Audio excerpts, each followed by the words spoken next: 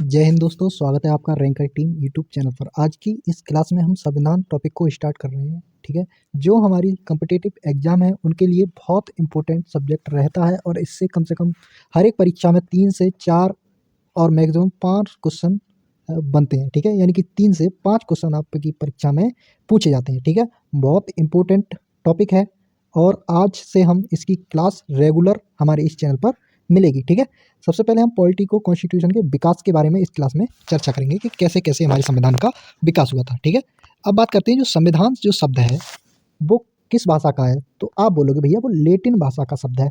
किसका? लेटिन भाषा का शब्द है। संविधान किस भाषा का शब्द है? लेटिन भाषा का शब्द है। ठीक है, ब्रिटेन के संविधान को विश्व के सभी संविधानों की जननी कहा जाता है। ठीक है, किसके? ब्रिटेन के संविधान को सभी संविधान की जननी कहा जाता है। किसको?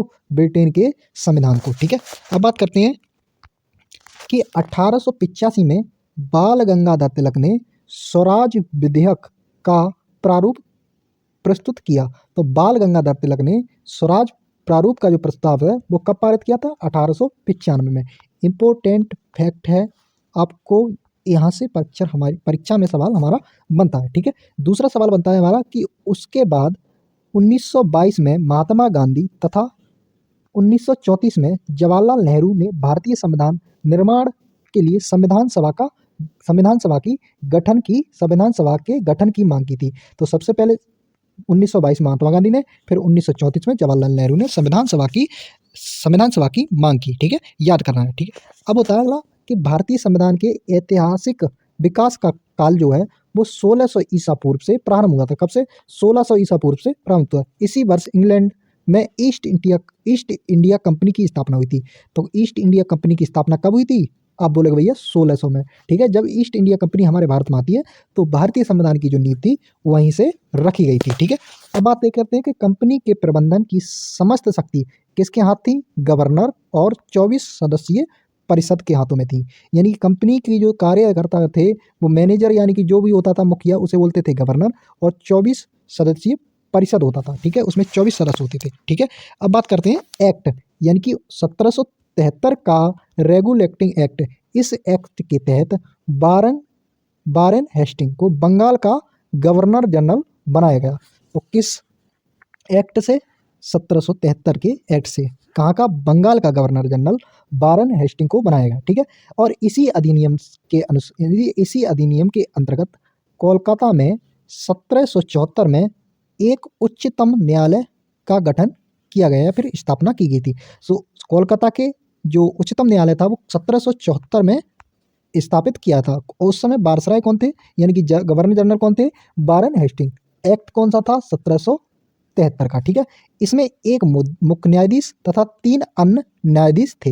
एक मुख्य न्यायाधीश और 3 अन्य न्यायाधीश थे। ठीक है, अब इसके जो मुख्य न्यायाधीश थे वो कौन थे? प्रथम मुख्य न्यायाधीश थे सर एलिजा इम्पे। ठीक है, एलिजा इम्पे। ठीक है, ये इसके मुख्य न्यायाधीश रहे। अब अगला एक्ट आता है 1784 का Pitt's India act. Pitt's India act को एक्ट ऑफ सेटलमेंट के नाम से भी जानते हैं। ये एक्ट द्वय शासन को आरंभ करता है। यानी कि 1784 का जो एक्ट था वो द्वय शासन का जनक कहलाता है। ठीक है, अब बात करते हैं 1813 का चार्टर अधिनियम। कंपनी का जो अधिकार पत्र था वो 20 वर्ष के लिए बढ़ाया गया था। किस चार्टर एक्ट से? 1813 के। अब 1833 में आता है चार्टर अधिनियम। बंगाल के गवर्नर जनरल भारत का गवर्नर जनरल कहा जाने लगा। किससे? 1833 के चार्टर अधिनियम के द्वारा। इंपॉर्टेंट है, याद है, होना चाहिए, परीक्षा में पूछा जाता है। ठीक है, अब बात करते हैं लॉर्ड मैकाले की अध्यक्षता में प्रथम विधि आयोग का गठन हुआ। प्रथम विधि आयोग का जो गठन किसकी अध्यक्षता में होता है? लॉर्ड मैकाले की। इंपॉर्टेंट फैक्ट है, याद रखना है।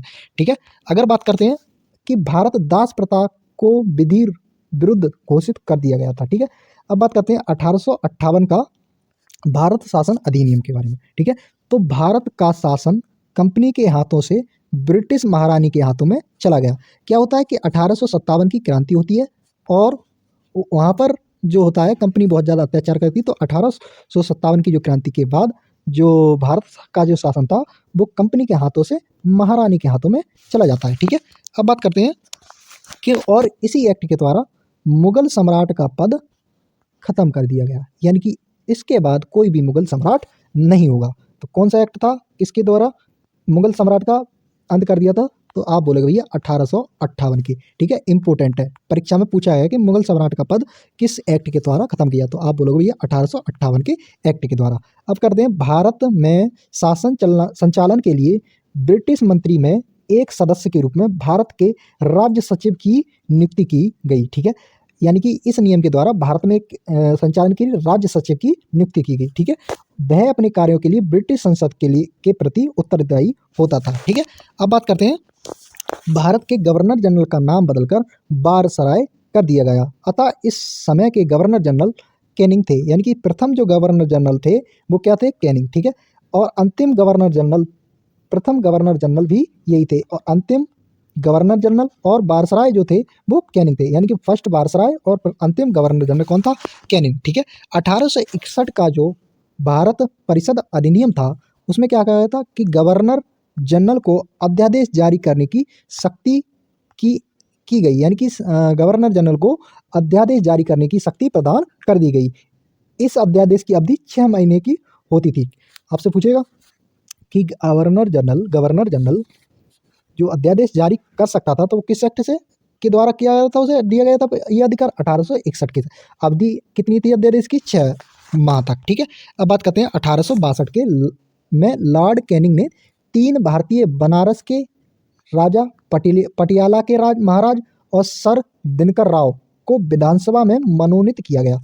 किसने? लॉर्ड कैनिंग ने 1862 में बनारस 3 भारतीयों, जैसे बनारस के राजा और पटियाला के महाराजा और सर दिनकर राव को विधानसभा में क्या किया गया था? मनोनीत किया गया। ठीक है, अब बात करते हैं अगला 1892 का भारत शासन अधिनियम। ठीक है, इस अधिनियम द्वारा अप्रत्यक्ष चुनाव प्रणाली का शुरुआत हुई। किसकी?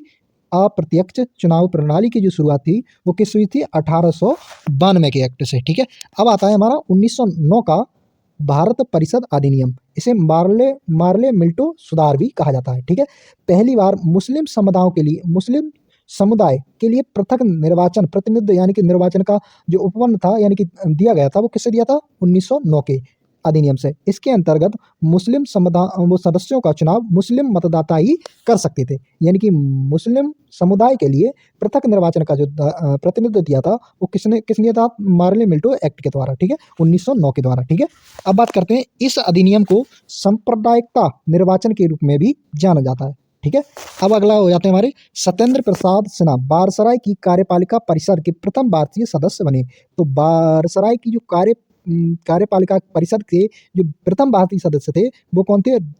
सत्येंद्र प्रसाद सिन्हा। ठीक है, उन्हें विधि सदस्य बनाया गया। कौन बनाया गया ना? विधि सदस्य बनाया गया। ठीक है, अब बात करते हैं 1909 में लॉर्ड मैकाले इंग्लैंड में भारत के राज्य सचिव थे, और जो यानी कि मैकाले था जो कौन था? वो राज्य सचिव था, और मिल्टो जो था वो भारत का वायसराय था। कब? 1909 में। ठीक है, अब आता है हमारा 1919 का भारत शासन अधिनियम।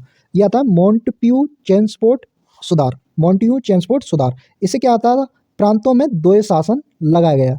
द्वैध शासन किसमें लगाया? तो 1919 के मॉन्टेग्यू चेम्सफोर्ड अधिनियम के द्वारा प्रांतों में द्वैध शासन लागू कर दिया गया। इस अधिनियम के द्वारा ही लोक सेवा आयोग का गठन हुआ। तो आपसे पूछा जाएगा कि लोक सेवा आयोग का गठन किस अधिनियम से हुआ है? तो 1919 के। इंपोर्टेंट फैक्ट है। ठीक है, ये दोनों इंपोर्टेंट फैक्ट है, याद रखना है। ठीक है, पहली बार केंद्रीय बजट को राज्य के बजट से अलग कर दिया गया। किससे? 1919 के अधिनियम से। अब बात करते हैं, भारत में पहली बार महिलाओं को मतदान देने का जो अधिकार था वो 1926 से प्राप्त हुआ। भारत में पहली बार महिलाओं को मतदान प्राप्त करने का जो अधिकार था वो 1926 से दिया गया। ठीक है, अब आता है हमारा भारत शासन अधिनियम 1935। इसी अधिनियम के द्वारा म्यांमार को भारत से अलग कर दिया गया। इस अधिनियम में कितने अनुच्छेद थे? 321 अनुच्छेद और 10 अनुसूचियां थी। ठीक है, भारत शासन अधिनियम 1935 में 321 अनुच्छेद और 10 अनुसूचियां थी। इस अधिनियम के द्वारा प्रांतों में द्वैध शासन को हटा दिया और केंद्र में द्वैध शासन की स्थापना हुई। यानी कि प्रांत में क्या हुआ था? द्वैध शासन लागू कर दिया और वो हटा दिया गया, और केंद्र में द्वैध शासन स्थापित कर दिया गया, और साथ में ही सांप्रदायिक निर्वाचन पद्धति का भी विस्तार किया गया। ठीक है, अब बात करते हैं, और इसी अधिनियम से म्यांमार यानी कि बर्मा को भारत से अलग कर दिया गया था। ठीक है, ये इम्पोर्टेंट फैक्ट है। अब भारतीय रिजर्व बैंक की स्थापना कब हुई थी? 1935 में। ठीक है, इस अधिनियम को भारत का मिनी संविधान का दर्जा दिया गया। ठीक है, इस अधिनियम के द्वारा ब्रिटिश संसद की सर्वोच्चता को बनाए रखा गया। ठीक है, आज की क्लास में हमने संविधान के विकास के बारे में जितने भी फैक्ट हैं वो इम्पोर्टेंट फैक्ट हमने इस वीडियो में जाने हैं। ठीक है, आगे हम अगली क्लास में इससे आगे को डिस्कस करेंगे। इसी तरह से बने रहें हमारे चैनल पर और चैनल को लाइक पसंद करें। अगर वीडियो अच्छी लगी हो तो वीडियो को लाइक करें और चैनल को सब्सक्राइब करें। जय हिंद।